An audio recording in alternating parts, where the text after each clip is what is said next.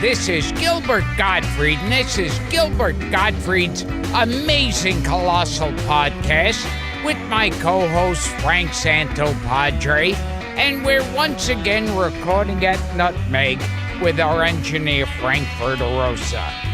We're especially excited to be joined by our guest this week. He's a singer, songwriter, record producer, and one of the most inventive and influential keyboard players in the history of pop music. He's also a member of the Songwriters Hall of Fame, the Rock and Roll Hall of Fame, and one of the leading voices of the rock generation. As one of the founders and the lead singer of the wildly popular rock quartet, the Rascals, he sold millions of records and recorded the hit songs A Girl Like You, It's a Beautiful Morning, How Can I Be Sure, and #1 singles like People Got to Be Free, Groovin', and of course, Good Lovin'. Voted one of Rolling Stone magazine's greatest songs of all time. In a career spanning 7 decades, he's worked and performed with celebrated musicians such as Billy Joel, Tom Jones, Todd Rundgren, Jimi Hendrix, Bing Crosby, Billy Preston, Laura Nyro, former podcast guest Tommy James, Paul Schaefer, Jimmy Webb, and Howard Kalin, and 4 guys from Liverpool who I think their name is the Beatles. After 50-plus years in the music business, he's still entertaining audiences with his band, Felix Cavaliere's Rascals, with upcoming dates in Massachusetts, Connecticut, and New York. Welcome to the show, a genuine rock and roll legend, and perhaps most importantly, a man who shares our love of soupy sales. Felix. How true. How cool. Bravo, bravo, bravo. Felix Absolutely. Cavaliere. Thank you. Felix. Felix! Stop leaving little notes on my pillow. I told you a million times, I don't want little notes on my pillow. Sorry about that. Yes. Felix, welcome. Thank you. So Now- I guess you all know Soupy, huh? Oh, yeah. Gilbert knew him. I didn't have the pleasure. Oh, man. What a great guy. Yeah, he was a nut, Soupy. Great guy. He was great great. guy. And now I have to ask you, for I remember the rumor used to be that the reason the band was called the Rascals is because you're one of the little rascals grown up. So, were you alfalfa or something? Yeah. Well, the reason the band was called the Rascals was because of Soupy. I don't know if you know that story. Oh, tell us. I will certainly tell you. You know, Yeah. we were trying to be discovered, and Soupy, of course, was a WNEW TV, and you know he happened to have a couple of hit records. He had this thing called The Mouse. Of course. Yes. So we got this great idea. We said let's go down there and see if he'll accept us as a backup band. We can go out on the road with him. So we go into the station, you know, and immediately, you know, he started, you know, telling jokes. You know, he said like, okay, everybody hold your wallets. You know what I mean? These guys don't look too good, you know. And we started laughing. And so we told him, we said, well, Soupy, we know you have some hit records now, Bahalafika, and you need a band. And he says, you mean all these years I've been without a band? I didn't realize that I needed a band. And we started laughing again. He says, this could work because sometimes I work, nobody laughs. At least I know you guys are going to laugh, right? So he said, what do you call yourselves? And we really didn't have a name. We kept looking for names, you know. We kept looking around for, you know, we had some ideas. So he said, what I'd like to call you, we can't print. I wonder what that was. And I swear, I think he came up with this name, the Rascals, And later years, of course, our manager surprised us with an adjective. He says, we got to put the young in there, And why? Because somebody, I don't know if you guys remember the Milton Berle show, the Harmonica Rascals, yeah. Oh, that's way back. Yeah, sure. He said, we're going to get sued. I said, but young? Couldn't you put like yellow or anything? That's young. Yellow Rascals. And, that was a really interesting thing for us because for years, people would come up to me and say, did that dog really have a circle around his eye or did they paint that? They thought you were one of the Rascals. You remember that, though, right? See? Oh, you guys know. Yeah, Petey. You guys know, see? Yeah. And the real Alfalfa was, I think, shot. I think he was Or stabbed. stabbed. I think he Yeah, was he was stabbed in a stabbed. bar. Someone And he owed him deserved it. money. Yeah, it was a And- dispute over a dog, I think. Yeah, and he was stabbed to death in a bar. Yeah. Yeah, weird. Yeah. Weird. Where did the costumes come from, Felix? The whole Little Lord Fauntleroy stuff. Well, see, I blame Dino, the drummer, for Dino that. Danelli? He won't take the credit for that, but yeah, I mean, well, basically, we had to wear a suit and tie in those days to work in clubs because it was 21 and over. So we tried to find an excuse, a way around that. And unfortunately, they said, well, that's okay, but you still have to wear a tie. So we abandoned that idea as soon as we could. So, Believe me. because a lot of people thought, well, like those knickers must have been like a record label's idea. And we didn't have a record label No. yet. We just, had some bad ideas.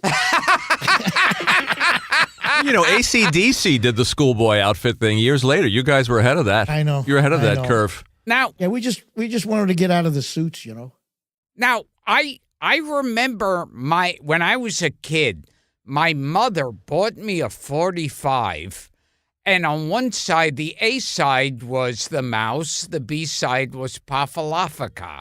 That's right. Now, That's it. now on Skype, it's almost impossible to do, but can me and Felix Cavaliere sing a duet of the mouse? Well, you'd have to sing different sections of it. I don't remember the mouse. I'm sorry to say, but I don't remember it. I know it was Do the Mouse. That's all I remember. Well, give him a little bit. Hey, do the mouse, yeah. Hey, do it all around your house, yeah. Oh my In God, the yes. rug or on the wall. If your folks get bugged, do it in the hall. Do the mouse, yeah. Let's do the mouse. Come on, let's do the mouse with me. See, I'm glad I forgot that one. Yeah.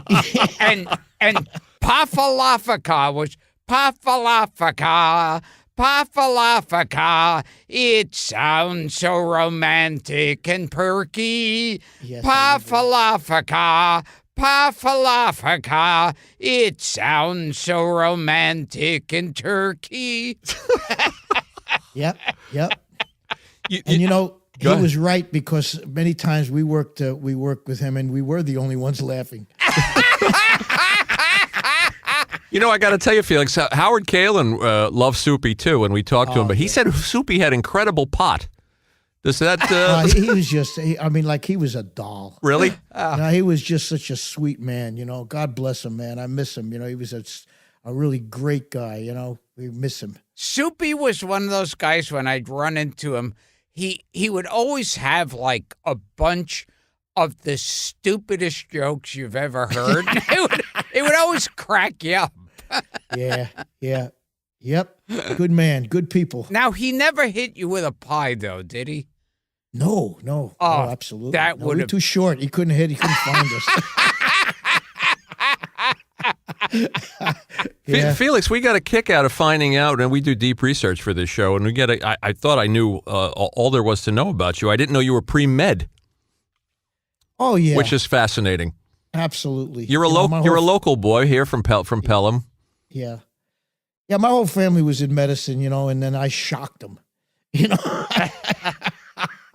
Yeah, I had no idea I was going to be in music. The only thing I knew is that, my mom, rest her soul, she had me taking classical music at a very early age, and I didn't really want to do that because I couldn't create. I had to play what was written. But then I went to college. I went to Syracuse, and as a matter of fact, I was up there with Lou Reed. We were in the same year. And, just like that's what somebody wanted me to do, I guess, so that's what I did. So now, if your parents had been Jews, and Instead of, he's one of mine, by the way. He's Italiano. And you were to say to them, no, I'm not going to be a doctor.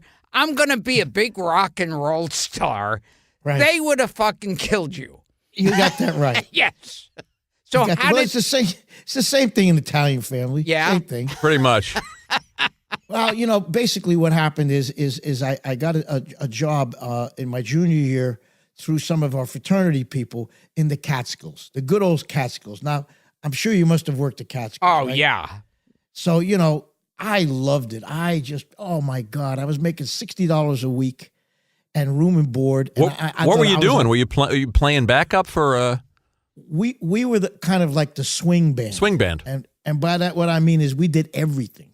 We played for the guests when they came in, cocktail hour. We played for the teens in the teen room. And then at night, we played for the lounge because the twist was happening. That's how friggin' long ago this was. So in comes this group because the stars, the headliners of the week would come in, Joey D and the Starlighters. Oh, sure. And they saw me, and make a long story short, they remembered me when they went to Europe because their organ player quit on them, so they needed a substitute. Now, meanwhile, the story, as I say, I don't want to take up all your time with the story, but there was this maitre d' there at that hotel that, he saw me getting ready to go back to college, in September, August there, and he told me, he says, man, you should do this. You're good. You should do it. So when my father, the doctor, comes into the Catskills, he said, don't worry, I'll take care of your father. Don't worry. He treated him like I was Elvis. Now, remember, I'm making $60 a week here. You know what I'm saying? So I was a real big shot, But my dad was like flabbergasted. He says, you're doing pretty well here. I says, yeah, man. Oh, absolutely. So when I hit him with, can I take a year off? It's like butter. Wow. Yeah, and he let me go. He said, take a shot, And what comedians did you see out in the Catskills? Oh, yeah.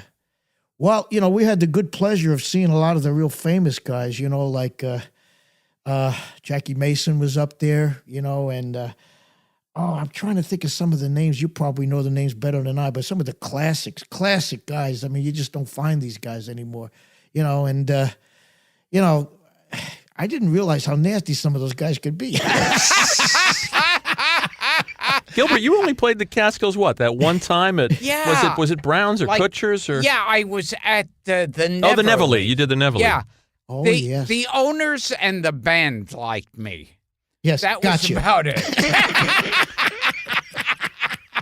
But those were great days. I mean, I got a lot of experience up there. I mean, some good, some bad, but we were at the Raleigh, and it was just, like something that I don't know if this generation even knows what we're talking about, but, it was magic. There's no doubt about it because, Jews have a good time. They go up there, they rock and roll, man. They let it go.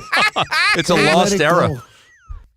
It's a lost era. Yeah, exactly. We had some woman Yeah. who wrote a whole book. Marissa Scheinfeld. Yeah. She wrote a book about we'll send you a copy. It's fascinating. It's about the Catskills? Well, it's a photo book about the photo essays of really modern day photos of what's left. It's actually kind of sad and tragic. But on the opposite side of the page in the book, you see what the hotel used to look like and what the pool looked like. And it's haunting. Yeah, Myron Cohen, I remember him. Oh, Myron Cohen. Great. He was funny. These are geniuses. These guys, they just got that gift, that, of course, Henny Youngman, he was a very dear friend of our manager, so we got to know him, and Alan King. Oh. Alan King. Giants, just giants. I'm so proud to have known these guys, because, most of them are just really like brilliant genius talent. Let's face it. We don't have them like this anymore. They're not like that anymore. They got to use, tricks to get laughs, Yeah, those guys used to be hysterical. Oh, just phenomenal. Henny would kill me. Oh, funny guy. You got the right word there, because once they start, you're like that too. Once you get somebody laughing, you don't let them up for air. Yeah. That's it. So Felix, how'd you get out of the Catskills and find yourself? I mean, I know it's a journey, but how did you find yourself in Sweden and Germany with the Beatles? Well, that's because skipping Joey a couple D of hired steps me. there. Yeah, Joey D hired Joey me to D and go the over there. Starlighters, right? Yeah, and we go over there, and next thing I know, these guys called the Beatles, who nobody knew yet over here, were opening for Joey D. And so here I'm in a kind of like a decision-making time, like, well, should I try this for him? And I see all these young, beautiful girls screaming, hollering the top of their lungs over these bands. I said, this looks like I could do this. I think I'm going to try this. This looks like fun. And it was really interesting because I remember hearing them for the first time, what I could hear with this, the yelling. And I thought they were primarily a vocal group. I didn't really think, I wasn't that crazy about their musicianship because they were white, and so they played American music. It was kind of like, stiff until they played their songs. When they started playing their songs is when I really, took notice. I said, man, how cool is that?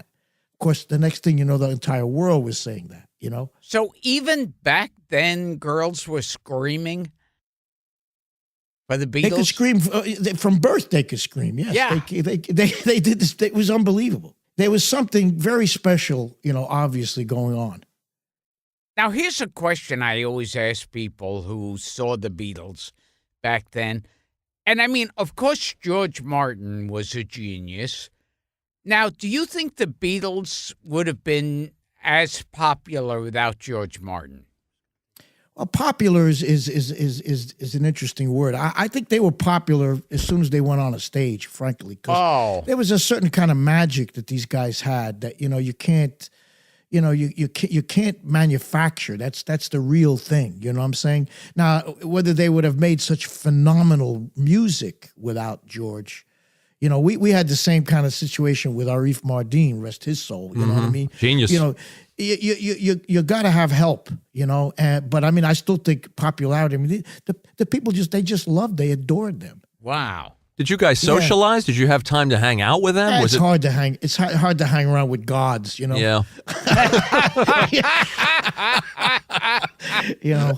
I got to know George a little bit. And later you would tour with Ringo. Later in your career. I got to know Ringo a little bit, Yeah. But I one time I asked George, I says, hey, George, do you realize that, when you guys like move your little finger, the earth vibrates a little bit, And very deeply and solemnly, he said, yes. So those guys had to carry that burden around wherever they went. Whenever they said something, it was really an important, thing, It's fascinating. Interesting fellas and talent. I mean, you can't even talk about how good those guys were. But they emboldened you, didn't they, Felix? I mean, you've said how you kind of got inspired to. You knew it was about singing and putting your own band together. You didn't want to be doing the peppermint twist, and you didn't want to be doing that kind of stuff the rest of your career. No.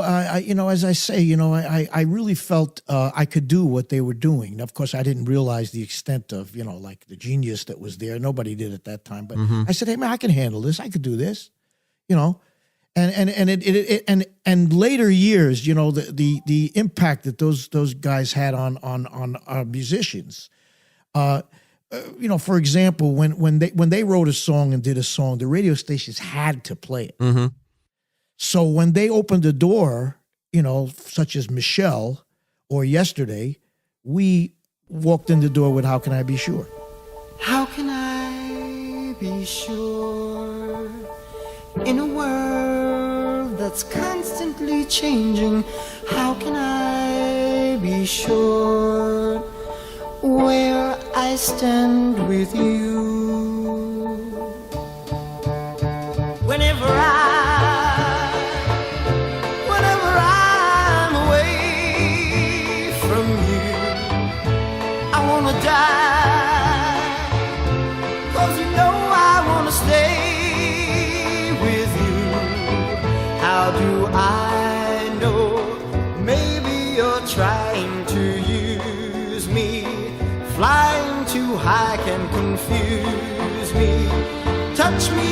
don't take me down. See, because radio stations, they didn't really want to play that stuff. They had to play that stuff. You know what I'm saying? Yeah, And that yeah. opened the door for all of us. Yeah. And I remember, well, it was like Murray the K Oh, yeah. was a big speaker for the Beatles, and they started calling him the fifth Beatle. Yeah, one of many fifth Beatles. Yes. Yeah. Yeah. Yeah. Now, I'd be remiss as an interviewer if I didn't ask you this question. As a big rock star, were you getting a lot of pussy? Well, let's put it like this, okay? My nickname was the father of our country. I'll leave it at that. Yeah, that was my nickname inside the band. Oh, that's great. Yes, That's fantastic. absolutely. So you came back to the States. You decided, I'm going to put a band together.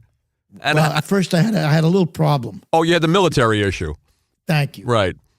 Right. Yes. Well, what happened? You want to tell us? Yes. They were scared to death of me. They didn't want anything to do with me. The military.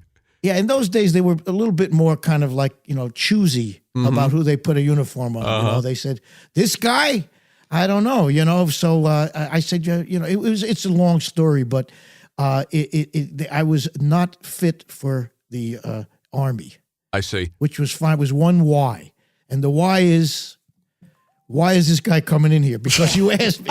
That's why, And so then I felt free, seriously, to start a band. Because prior to that, I knew I was going to get drafted. And, we had to go through that times, the four of us, each person. It was really, really, really interesting times. There's no question about that. And you knew you needed singers. Do I have that right? You didn't Well, just I want guys that were great musicians. You wanted singers. I wanted great singers and I wanted great players. And I said, I want to put the best guys I can find. And, I'm very proud to say that when I found these guys, we had a deal in 6 months. Yeah. 6 months. We were ready to go. And you knew Jimi Hendrix. Right. Yes, I'm happy to say. Yeah, so how did you get to know Jimi Hendrix, and Well, what was first he of like? all, Jimmy was involved in the New York music scene way back when. I think he worked with the Isleys, Isley Brothers, and he was a really, really shy guy. I mean, if you can believe that, he was kind of tall, but you never knew it because he was always hunched over. You know what I mean? He was always hunched over, and then in later years, of course, when he went to England, then I don't know if you guys know that story, but that's a fascinating story about when Jimi Hendrix went to England, and all these famous star guitar legends said, "Holy shit, did you see this guy down at the club? He's doing all of us put together." They flipped. And he came back to the United States and did his first solo show as The Experience with us in Madison, in Central Park. Wow. So I hadn't seen him, in years. And here's this guy standing upright with a feather in his hat. And I said, "Man, what happened to you, bro?" And he said, "I'm going to show you." Well, when there's Rascal fans out there, when he went on the stage, man, he scared them half to death. He was on fire, man. I mean, he just blasted that out there like you can't believe. And, the thing is, man, he was really a nice man. He was really nothing like, you would think of, he was. He was, a matter of fact, a little bit too nice, because he would give stuff away and sign a lot of contracts and give a lot of money and stuff like that. And then, unfortunately, it caught up to him. I've heard you say he kind of fell in with the wrong crowd. Well, a lot of people did because all the folks who were around him have all passed as well. But Jimmy was a very troubled guy because, it's tough to be the best guitar player in the world every night of your life. That's a big, big hill to climb, Mm-hmm. And fortunately, I never had to worry about that.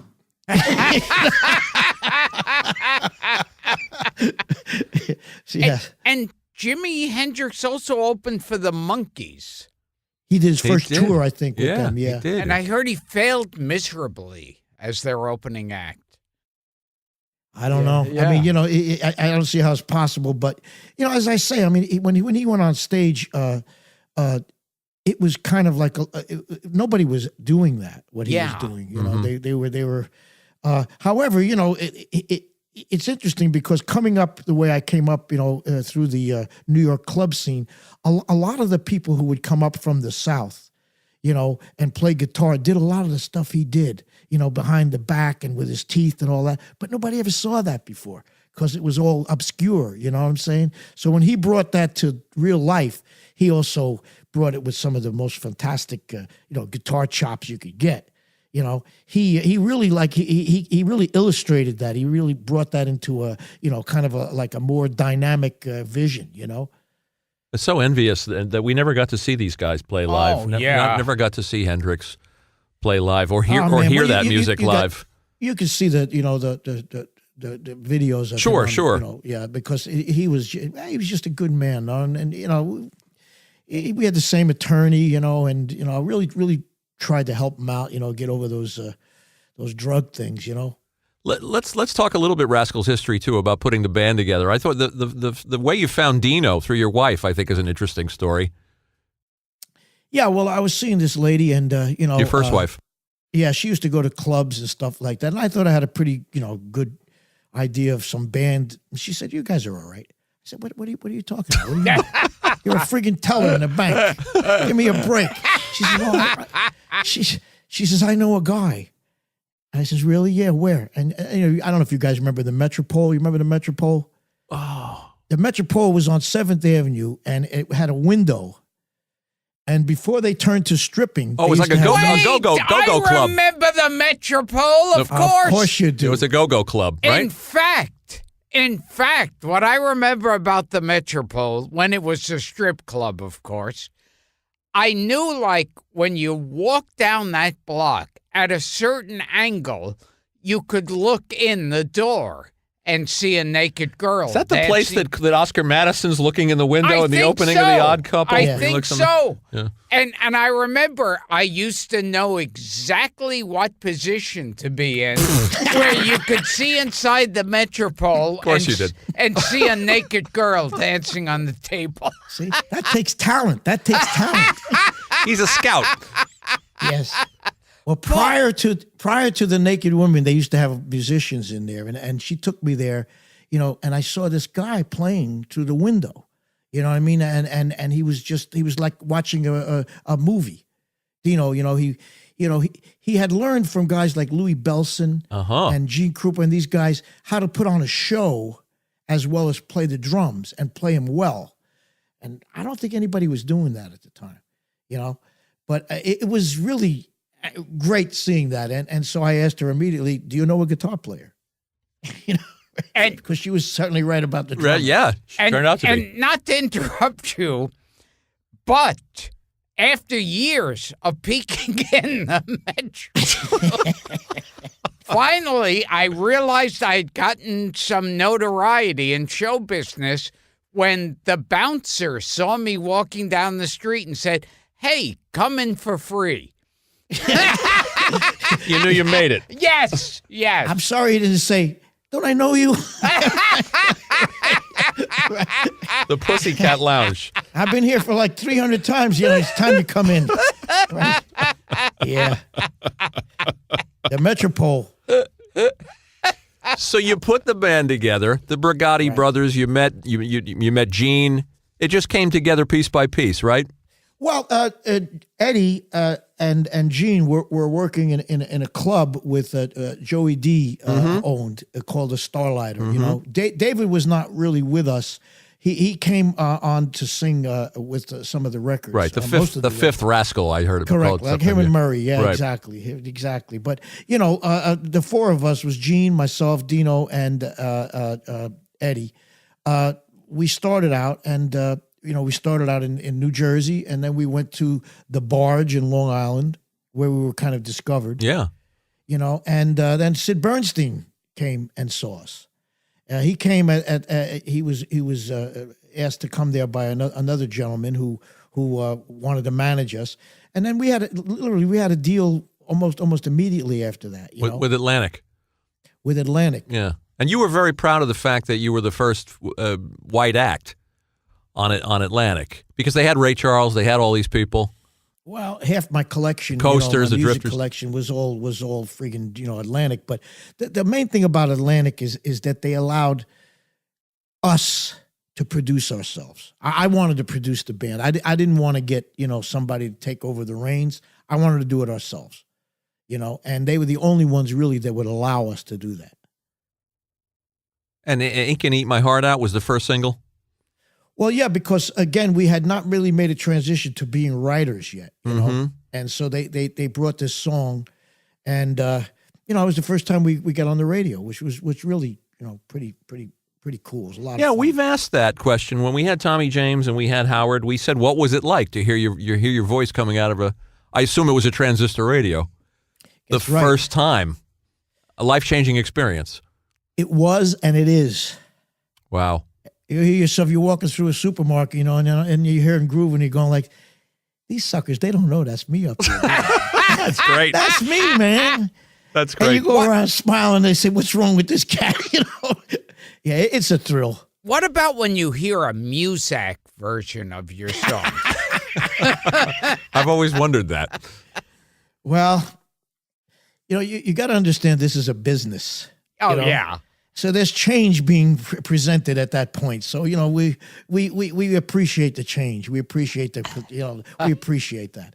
That's about it. Yeah, Yeah, the checks still come. the checks come. It's Yeah. like I say. Yeah. So they wanted covers. I've heard you say that the record companies, they wanted covers at that time. They didn't want originals. Clubs wanted covers. They didn't want to hear your innermost emotions. They weren't interested. I tell this on stage. The club owners would come up to me. And they say, "Listen, I want to explain to you exactly what makes a good band." I said, "Okay, I can't wait to hear this from my friend that owns this place called the Choo Choo Club." Right? He says, "You see those people out there dancing?" I said, "Yeah." He says, "The next thing they're going to do is start drinking, right?" He says, "Yeah." He says, "That's what makes a good band." I says, "Got it. I got it." So the idea is keep them dancing. That's it. They get hot, they start drinking, you're good. Right. Got the message. So you're still not writing your own compositions yet with Eddie, but how did you and you were doing covers, but you were trying to find obscure covers. Absolutely, yeah. And that's how I found a lot of good stuff. Yeah. And that's how you found Good Lovin'. So I found Good Lovin', yeah. By the Olympics. Well, yes, by the Olympics, and I heard it on a radio station, so it was legit. I went out and bought a copy, showed it to the club owner, and said, "Look, this is a cover. I can prove it. Here's the original." Ha ha! Yeah. And it worked. It worked from the first day. I watched a video of it, and there's Billy Preston playing keyboards. Yeah, for the first day we played that song, people, they just got up and danced. Yeah. Well, I prefer your version. Their version is interesting, but it doesn't Olympics. it doesn't move like your version. It They doesn't don't have that. Dino on the drums. They don't have Mr. Dino kicking butt behind you. It doesn't have the sound. I'll play them for Gilbert too because I think he'd be curious. It doesn't have the same energy as what you guys brought to it. Absolutely. 1, 2, 3. Good love. Good love. Good love. Good love. I was feeling so bad. I asked my family doctor just what I had. I said, "Doctor, doctor, Mr. MD, doctor, now can you tell me what ailing me, doctor?"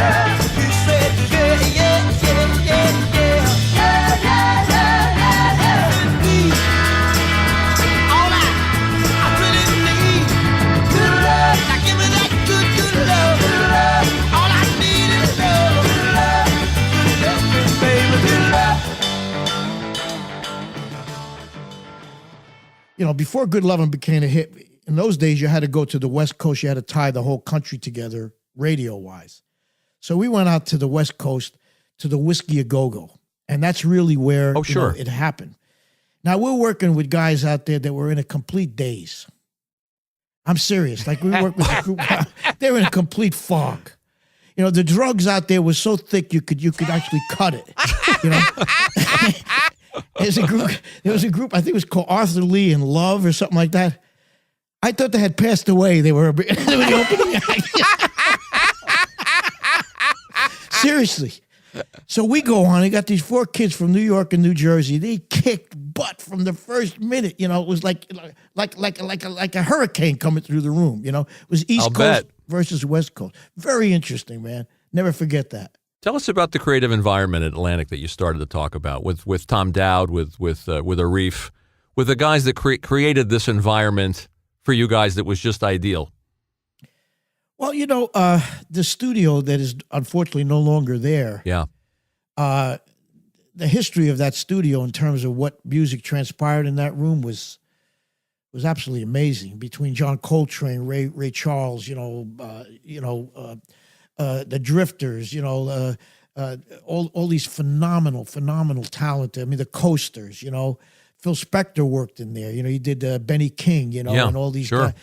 The one thing I got to say about Atlantic, and I was a pretty naive guy, at that point. But as I say, I was really in love with where I was and what I was doing, and I really felt that Atlantic, their number one priority was making great music, and I still believe that. The procedure that they kind of taught us to record was kind of in the jazz vein, where you have a moment in time that you record. You know what I'm saying? There wasn't like we had only 8 tracks, and we were the only ones with 8 tracks, believe it or not. Everybody else had 4. So there was not a lot of overdubs like there are today. So you had to capture a moment and, make it really great.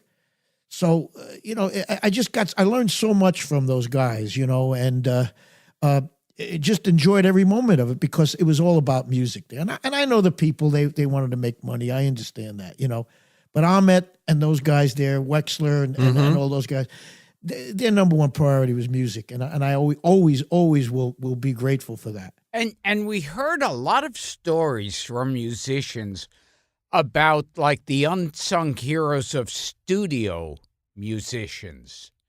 Right. Now, do you have any stories like that, people, or just what you noticed with studio guys? Well, in our case, we were self-contained, with the exception of the bass. We had a bass player come in from King Curtis's band by the name of Chuck Rainey to begin with. But it's interesting you say that because I live in Nashville right now, and I had dinner the other night with a guy by the name of Reggie Young. Now, you probably don't know his name. We don't.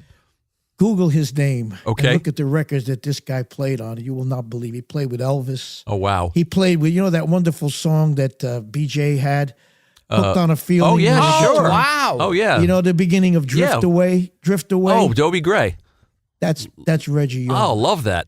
Now, here's a guy who, nobody knows his friggin' name. He played on over 150 hit records. He's not in that movie. He's not in Standing in the Shadows of Motown, is he? Or any of those docs? Motown. Okay. He okay. was out of Memphis, Okay, out of Memphis. But, there's a perfect example of what you're saying. These guys, nobody knows their name. They got session fees and they went home. But, without that beginning and those songs, there's no songs. He played on Suspicious Minds for Elvis. So, anyway, I was with these guys last night from the Crickets. You remember the Crickets? Of course, Buddy Holly's guys? Of course. Yeah. And Reggie. And I told him, man, you guys, these stories are phenomenal. So the drummer from I shouldn't say it on the air because I don't want to give the guy's title away, but I was telling Kim here, I said, you guys got to write a book. So the drummer says, I am writing a book. He says, you know what I call it? I said, what? No shit. I said, wait a second. Where'd you get that title from? He says, every time I tell somebody a story, they go, no shit. That's so funny. Is that great? That's great. Both those documentaries that I just mentioned, Felix, Standing in the Shadows of Motown, and also the Wrecking Crew doc. Yes. Really shine a light on those guys. Absolutely, should. People should rent those. Our listeners should rent both of those documentaries. And I saw you in the Arif documentary, by the way. Oh yeah, which is very good. Yeah, he was a great man. I really miss him. And talent, not only, working with obviously Aretha and you guys, and they say gave the Bee Gees their sound, but jazz. The guy ran the gamut. Well, I'll tell you something. He was his talent. Very, very talented guy, and the interesting thing about him is that how he was discovered. and basically he was in Turkey. Yeah, he's Turkish. Yeah. And Quincy Jones was appearing in Istanbul. And you know how you used to give, in the old days, they used to give people cassettes. So before Quincy got on the plane and went to the airport or whatever, Arif gave him his cassette. When he got off the plane, he called him up and asked him to come to Berkeley to be a professor. That's how good it was. Wow. That's how he got discovered. No, this guy was a giant, and it's really an interesting story because, when we got there, he was just an A&R guy. He was a guy on staff, You've said he was your George Martin. He was a lot of people's George Martin. This guy was brilliant, Mm-hmm. and I miss him terribly. He was a great guy. Great guy. And the Rascals worked with Bing Crosby. Yeah. In a special. Yeah, we love that. At a rowboat. We're on a friggin' rowboat with Bing Crosby. Was that a pinch me moment for the kid from the Bronx? There's a lot of pinch me moments. I'll bet. It was interesting, Yeah, I mean, it's just, you got to meet all these guys, like recently I had a major shock because I got to know Bill O'Reilly, Oh. He loves music. He loves music, this guy. He loves music. Little did I know he was paying off people like that. I should have asked him for some money, It's true. Were you Great guys. Who knows? Were you guys, and I love this too, you were the kind of guys, you said you love what you were doing, but you guys would stay in the studio all night sometimes. Yes. You were so locked in those days. And the story about Otis Redding, is that apocryphal? That Otis Redding that's popped true, his head into the studio? absolutely. Oh, yeah, Tell Gilbert, yeah. it's so fascinating. Well, first of all, in answer to the first part of it, Atlantic gave us free studio time. And we took advantage of that, because as long as we were making hit records, and, Wilson Pickett used to get really angry. Man, I can't get in there, man. Them damn rascals always in that room. Always in that room. But Atlantic had a different kind of environment from, like, for example, Columbia, which we went to later years. It was really a wide open kind of place. There was no signs up recording, do not enter, It was wide open. So Otis, came in, and that's a true story. He opened up the door and he said, "My God, they are white." I love that. Yeah, he was a great guy. I He used love to call that. Ahmet. He used to call Ahmet omelet. Omelet. What's up? Omelet.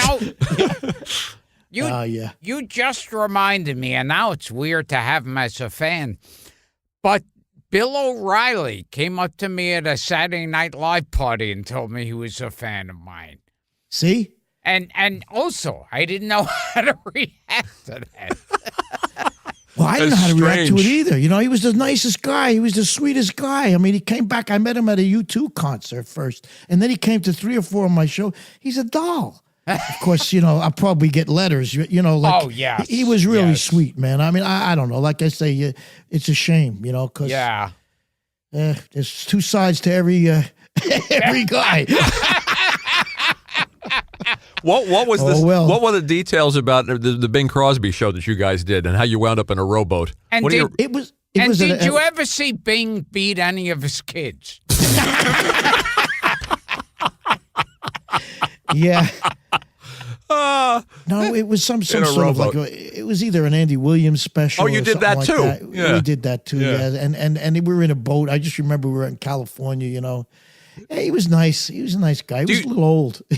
Do you remember doing Hullabaloo with Alan King in Oh, 1965? yeah. Sure. And it's like a Marx Brothers thing. You guys are Yeah. hiding in barrels, Yeah. and he's the cop on the beat. I'm going to show it to Gilbert. And they're, where are those rascals? And they pop out of out of barrels, and I guess you guys sing the first single. Ain't gonna eat up my Yeah, ain't heart. gonna Yeah, my well, heart. you see, Alan and Sid Bernstein were close friends. I see. And so people used to help one another in those days. You know what I'm saying? And so he helped us. He helped Sid. And we appreciated it. It was a different planet then. It was Of course. it was different. Alan King was one of the greats. Funny. Oh my God, yes, he was. He's a very smart man, as you well know. He was a brilliant guy. Oh, and I remember a Buddy Hackett story about Bing Crosby, where he said, "You want to know why Bing Crosby beat his kids? It's 'cause Bing Crosby couldn't get a hard on." Wow. Yeah. And we met him. We met Buddy Hackett at a Ed Sullivan show. We used to do that show. We met him. Yeah. Yeah, I loved him, man. Oh my God. We're going to ask you. How funny can you get? Seriously, how funny can you get? He was. You can't get funnier than these people. These guys are brilliant. Hysterical. We were going to ask you about Sullivan, about doing the Sullivan Show. Did you? Because we had Peter Asher here who did the Sullivan Show. We had Tommy James. And everybody remembers him as kind of stiff, kind of humorless. He hated us. He hated you? So Ed Sullivan hated the Rascals. You know, man, How so, Felix? Well, how can I put this nicely? I can't. Don't. He was not a nice guy. You know what I'm saying? He was heard like that too. And we were very high in those days. So I don't know. I guess you could say he didn't like looking up to people. I don't know. What can I tell you? He didn't like us because, we were pretty stoned when I walked in that door. He looked at me like, get back under that rock, you son of a, Ed Sullivan struck me as a prick, even back then. Yeah. And his son-in-law, who was the director of the show, is named Bob Precht. Yeah. So it was pretty close. I see. Well, we'd heard he could be vengeful and wield his power in aggressive ways, Ed Sullivan. Yeah, I had a couple of run-ins, with him over the years because we did it 6 times. Right. So I asked him for a locker. I said, can we have a permanency here, Oh, well. Well, Gilbert also wants to know if you have any recollection of doing the Joey Bishop show. Oh, yes. Oh, absolutely I do. Sure I do. And I'll tell you why, because of Sammy Davis Jr.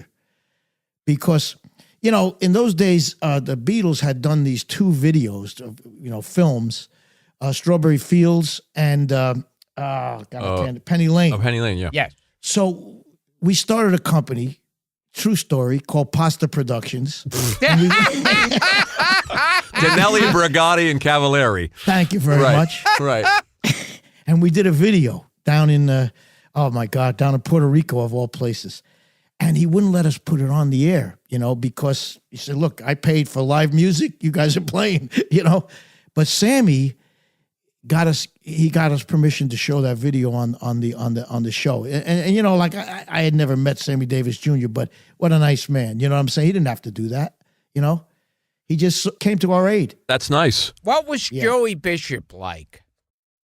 He was kind of like, he was kind of like a little dry, off the air and funny as hell on the air. You know what I'm saying? He was, he's one of that those personalities like you guys have. You're on, you're one guy, and then when you're not on, you're a pain in the ass.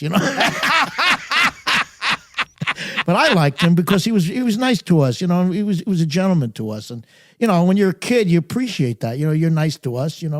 We liked it. We liked him. We heard some negative stories about Joey Bishop from several people. Glad you had a good run-in with him.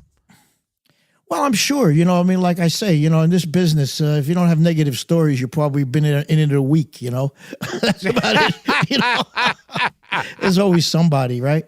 Tell us, changing gears about as far as you can get from Joey Bishop, tell us about the great Laura Nero, who you worked with, who was a genius and left us too soon. Well, I happened to meet David Geffen before he was David Geffen. Uh-huh. He was You met a lot of people before they were who they were. I know. That shows you the years that go by. But he was an agent at that time, and he was also her manager. And so he said, and this is a true story. He says, how would you like to meet the most impossible person you ever met? And I said, what do you mean? He says, well, we need a producer for Laura Nero. She's a big fan. What do you think? Well, she and I became like, dear, dear friends. I mean, I adored her, you know what I'm saying? And what a songwriter. And just a phenomenal talent. And one of the strangest people I've ever met as far as the purest artist I've ever met. I never met anybody whose music, really meant that much. Because a lot of us, with all due respect, they say, well, they're not going to play it on the radio like that, so you change it. She would not change it. Yeah, I found that interesting. You said that she was inflexible that way. She really knew what she wanted, and that was that. That was that. Gilbert, you know those songs, Stony End, Sweet Blindness, and Wedding Bell Blues. Oh, yes. She was a genius. And unknown. A lot of people don't know who she is. And Sadly. And one group we mentioned before that we had 2 members of on the podcast, the Monkees. You worked with. Yeah. Did you guys do a Monkees episode that was unreleased? No. Or something like that? Don't blame that on us. We didn't do that. I got to check my research on that. I just work with those guys. I just work with Mickey and Mike, and I know, and we knew what's his name, Davy Jones, for years. Who was a really funny guy. I don't know if you guys know that. I met him once. Really a really good comedian. I mean, he had a really good wit. Great Davy Jones trivia is, of course, he appeared on the Sullivan Show the night the Beatles made their debut really? in '64. Wow. He was in a stage production of Oliver in the UK. Did you know that? Oh yeah, yeah. He's on that episode, and so was Frank Gorshin, by the way. Oh wow. Yeah. Wow. Yeah. I also want to direct. I have to talk a little bit about it, and it's an overused term, Felix. Blue-eyed soul. Yes. But I have to, and doing the research. There's a clip of you guys on the Tom Jones Show. Oh yeah, that was cool. You and Tom Jones duetting in the midnight hour. That's great. Which is friggin' fantastic. Yeah, that's a great thing. Yeah, we were in England, and here it was about 10 a.m. in the morning, and he's completely drunk. Yeah, and man, at 10 a.m. At 10 a.m. Wow. Yeah. But I tell you, he was and is. He's good, man. Oh, so yeah. We worked off each other. That was fun. I remember that. I saw that clip many times. That was fun. And we heard that Tom Jones was also a fun guy to work with. Well, I always had a lot of respect to Tom, and I'll tell you why. He came to a club that we were working in as the Rascals, and I'm dating this really nice-looking blonde, And he's like this humongous, like, sex idol, Uh-huh. He comes in, asks her to dance. I says, so long. That's it. Goodbye. But when he heard that she was my girlfriend, he left her alone. Class. Oh, so I wow. said, a mensch and a half there. So, I always had a tremendous fondness for this guy. Yes, just to quote Billy Saluga, he was quite the coxman. What he said about Tom Jones. Yep. Tom Jones, I once heard a recording of him singing My Yiddish Mama. Oh, my God. Yes. The other thing Gilbert and I were talking about, too, because he brought up Murray the K, and it's interesting, too. One of the fun stories is you writing Groovin'. Yeah. Because you also had Latin influences. Right. And what happened? What was Jerry Rexler's reaction? Well, the record company did not like it because there was no drums in it.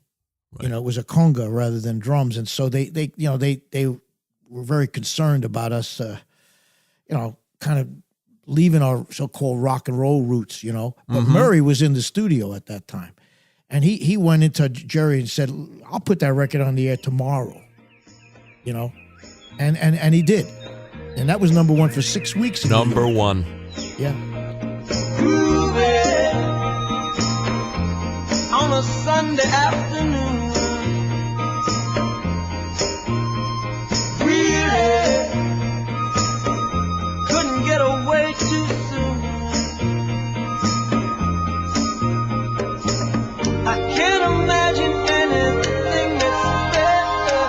The world is ours whenever we're together.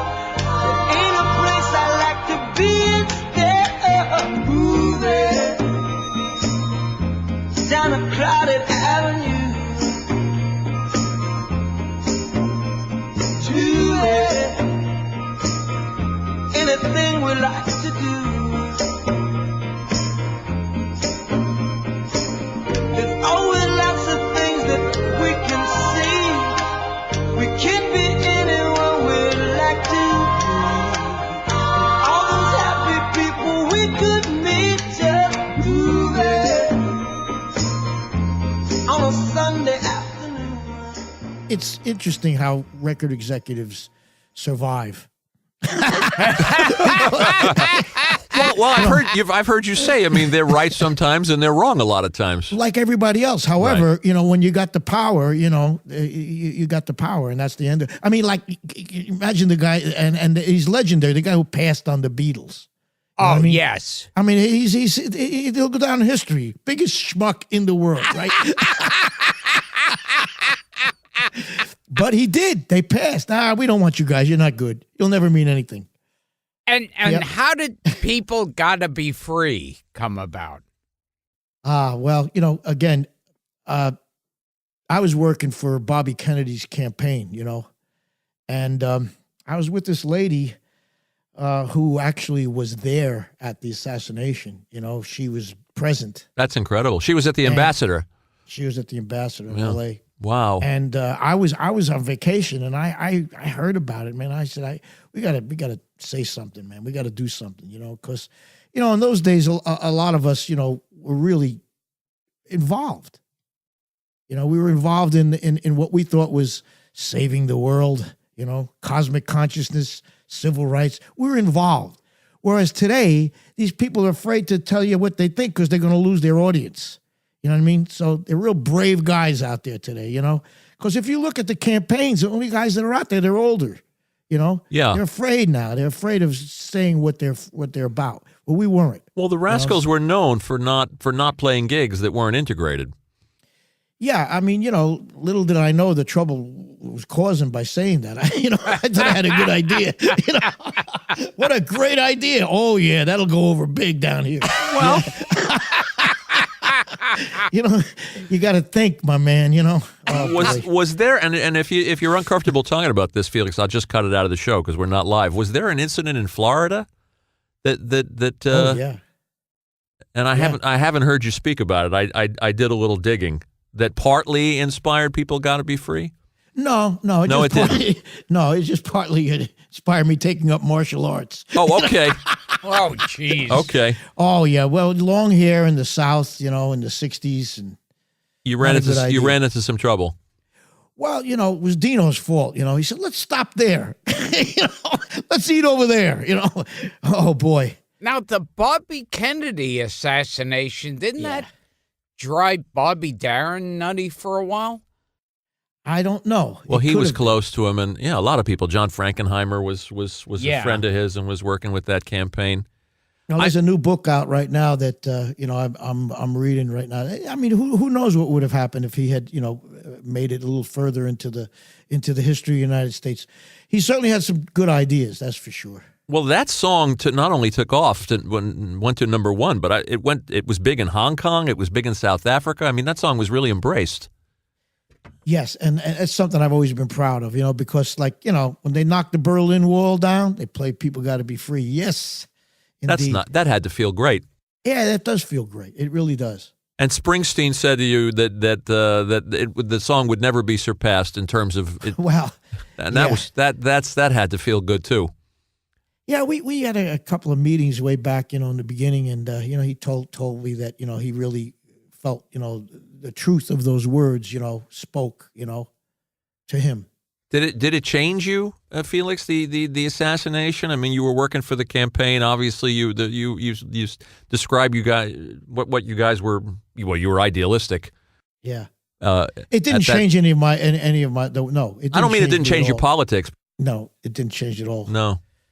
No, it just everybody. It's like when we were at Atlantic. When Martin Luther King was assassinated. Now Atlantic was an all black label. I mean, and everybody said, "Well, were you guys all right?" Everybody was crying. How could we not be all right? You know what I'm saying? I mean, there was no anger there, danger there of us. Everybody was sad. Everybody was crying. They lost their guy. They lost their father figure. Their the guy who they thought was going to bring. It was a different world then. Sure. Now, boy, God, it's something else now, isn't it? Yeah. And so the Rascals eventually went their separate ways.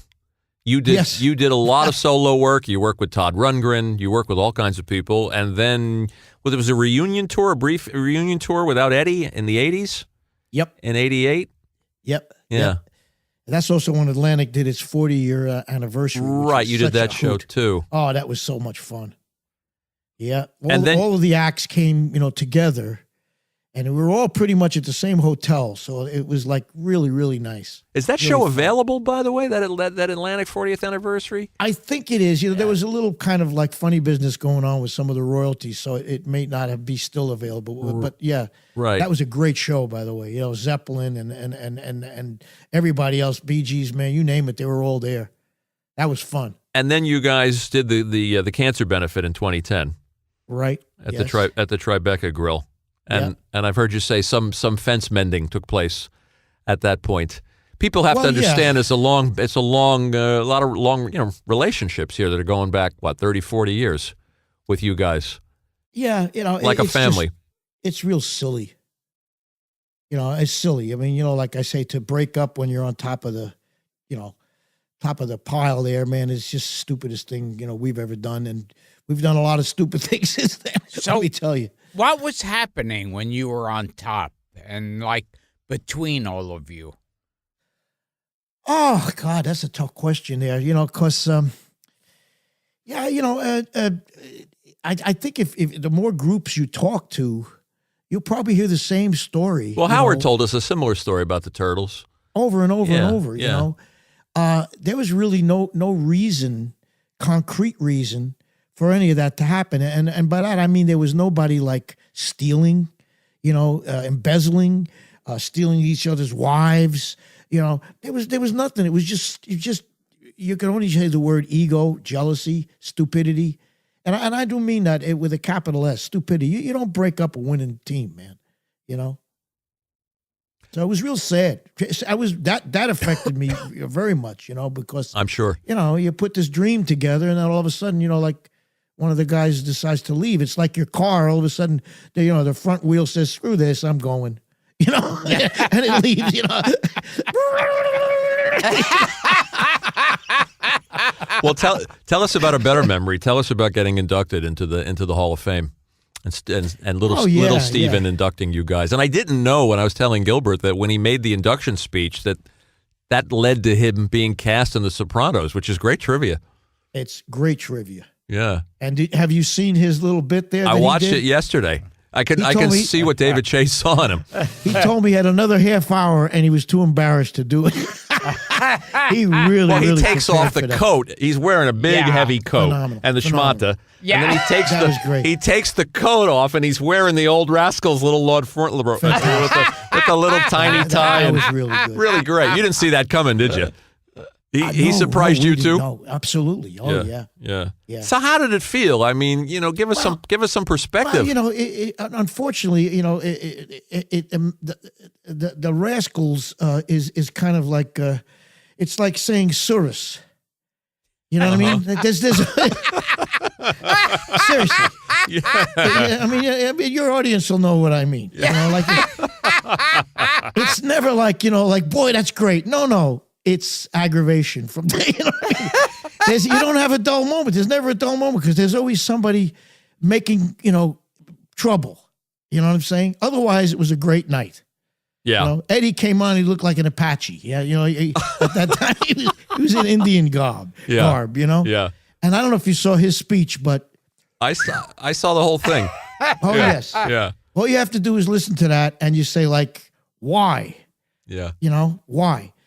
I took it very seriously, I took it very seriously, and I felt like, okay, this is cool. And, not only that, but I got a chance to see people. It was the last time I got to see a lot of these people because they passed, from the Bee Gees. Oh, yeah, Robin and Maurice. Maurice was gone shortly after. Michael from the Jackson 5, so it was a big thing for me to, kind of see these guys, it was fun. I say that word fun because, look, man, I've had a ball. I enjoy everything I do. Let me tell you. So I don't look back at the aggravation. But unfortunately, there was a lot of it, with us. Right. Well, do you allow yourself those moments like, I'm the kid from Westchester and I idolize these guys, and now I'm in the Hall of Fame with Elvis and Chuck Berry and the Beatles. But it still cost me to get on the subway. What am I going to tell you? The same price. So there you go. You know, it's the same price. You got real perspective, Felix. You got that right. Do you know who I am? Yeah. $2.50, please. Absolutely. Yeah. By the way, some of those B-sides, like "What Is the Reason" and "Love Is a Beautiful Thing," I thought those could have been hits too. I'm surprised they weren't released as singles. Okay, I got a good story for you. Go ahead, because I know they're it's getting good. late. So no, we're not on a time. And limit. I do this in my show because this is correct. You know, we didn't know anything about business. You know, today the people come into they have a little bit of knowledge. You know, so we didn't know that the back side of a 45 sells exactly the same amount of records as the front side. We didn't know that. So years go by, and I'm in a club in New York, and we're doing one of those sing-around things, you know, and this guy comes up to me and gives me this huge Bugs Bunny type kiss, you know. I said, "What's that, man?" He says, "Man, you have no idea. You changed my life." I said, "What do you mean?" He says, "Well, you put my song on the other side of Good Lovin'." He says, "Man, I made so much money, you can't believe it." He made money, then Wilson Pickett heard it. It was Mustang Sally. Wow. Oh, jeez. Yeah. So we learned, put your song on the other side. Got it. Absolutely. Absolutely. I liked your solo album, too, your first solo album with Rundgren, yeah. High Price to Pay, and very good stuff. Thank you. Well, you know, I just enjoy making music, man, you know, and all the years, you know, it's difficult, you know, to leave a group that was successful and go on your own, you know, but of course. That's the story. That's what happens, you know. What about touring with Ringo and the All-Star Band and working with Billy Preston? Got memories? Yeah, you know, it was an experience, you know. Of course, it was John Entwistle was there John too, Entwistle, well. yes. Yeah, yes. John, you know, and we had Mark Farner and Randy Bachman. Right. And Mark Farner from Grand Funk. Yeah. Right. That's an interesting concept because, you know, Ringo, like, you know, he's such an interesting guy because, you know, he's just a big ham. You know what I mean? I mean, like, he needs money, right? He needs to go on stage. You know what I'm saying? He was just here at the Beacon last week with the All-Star Band. He's still doing it. You got to pull him off. You know, pull him off the stage. Yeah. But it was really interesting, you know, because, you know, like when you're in the dressing room with a Beatle, you know, and everybody's like, you know, pretending they're not in the conversation. Then all of a sudden somebody asks him a question, you know, and everybody turns around. They want to see what he's going to answer, you know. You know, like they asked him one night, they said, "Hey, Ringo, how come you had your stool up so high?" And then everybody turned around, he said, "Well, they got to see me, right?" You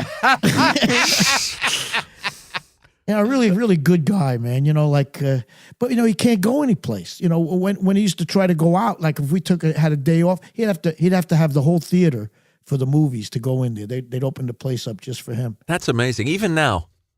Man in his 70s. The Beatles could only talk amongst themselves to know what it's like, what their life is. Absolutely. Amazing. Yeah, although I'm sure like Bruce has got the same thing going on, and, you know, maybe Billy and, you know, you too. I mean, there's certain, you know, people in that echelon that, you know, that's a different level. Saw you at the Garden with Billy too. That was a treat. Yeah, well, he's an old friend, you know. I know, you guys go way back. Yeah. And boy, can you imagine? He's going to do his 50th show there, sell out. Amazing.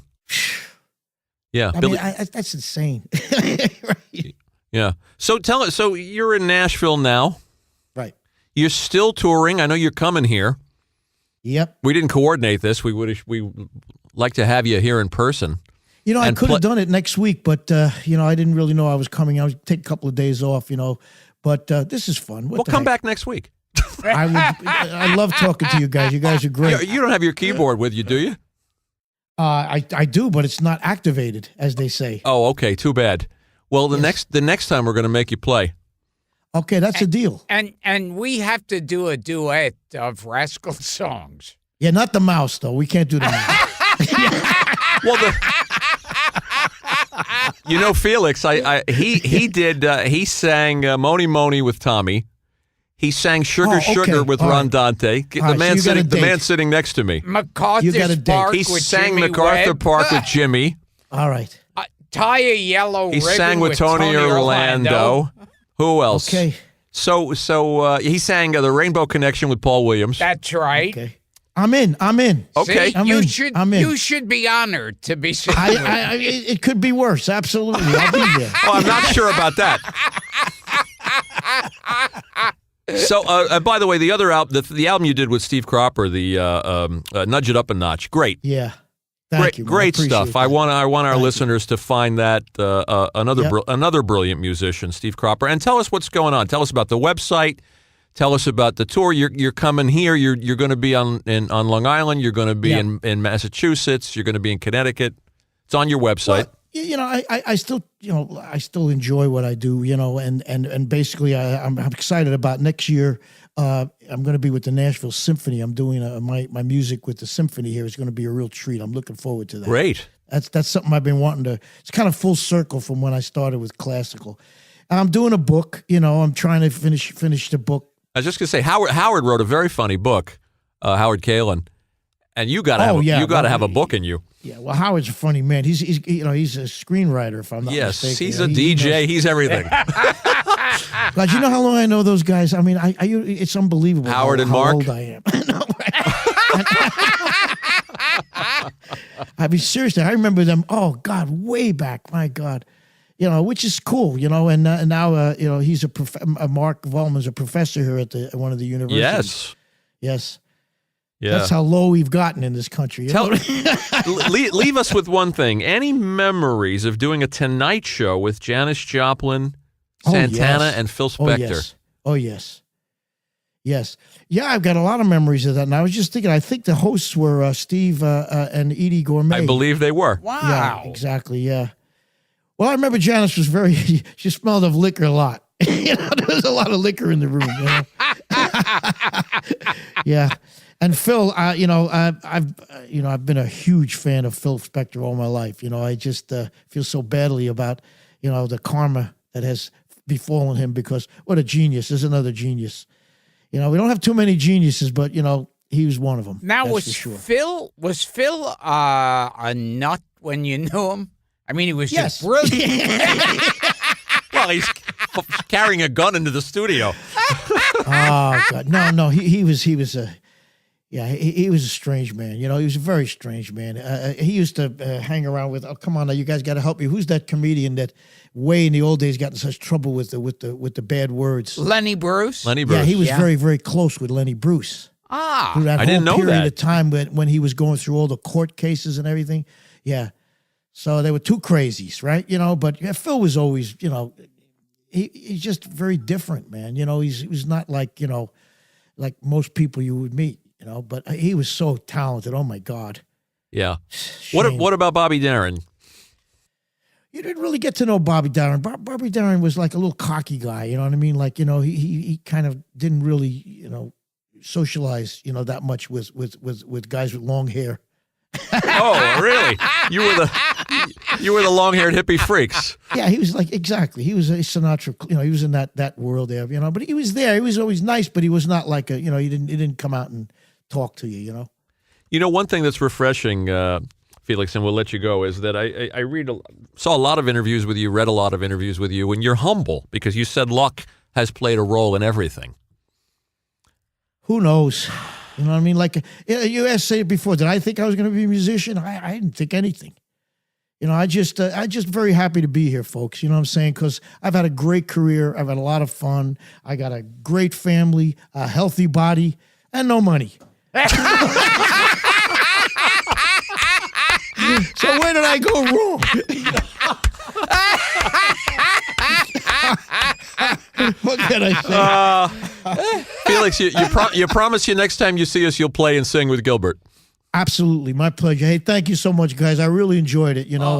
Thank you so much. Appreciate it. Well, thank you for the music, my friend. Thank you. It's our honor. We wanted you. We started this thing 180 shows ago. Oh my God! You've been on our list, and we said to Jackie, "Get Felix."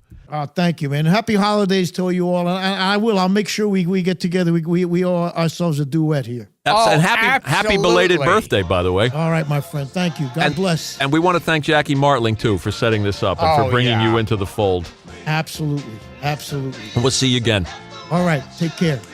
I'm Gilbert Gottfried. I'm here with my co-host Frank Santopadre, and this has been another edition of Gilbert Gottfried's amazing Colossal podcast. And today we've been talking to a guy who's a guinea, but he knows a lot of Jew words.